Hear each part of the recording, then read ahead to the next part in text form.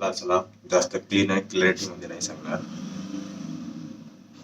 राष्ट्रवादी काँग्रेस जाणून बुजून फोडण्यात आलेली आहे, कारण त्यांना तुम्हाला जर राष्ट्रीय पातळीवर नेते तयार करण्यासाठी वेळ लागतोच, पण त्यात एक मार्ग आहे. तसे बरेच आहेत, पण पक्ष फोडल्याने एका नवीन फळी तयार होते आणि ही पहिली फळी सरळ देशाच्या राजकारणात, आणि नंतर दुसरी फळी, आणि 3 वर्षात एवढ्या लवकर देशात नेटवर्क स्थापन करणं खूप अवघड असतं, आणि ते करून पण दाखवलं त्यांनी. आणि ते झालं पण त्यांचं एकदम सक्सेसफुल झालं.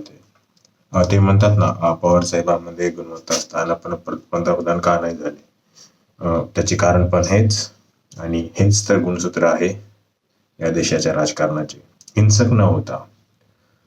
बाकी व्यापाऱ्यांचे तर या देशात राज्यच आहे, ती व्यापारी वृत्तीच आहे. सलाम.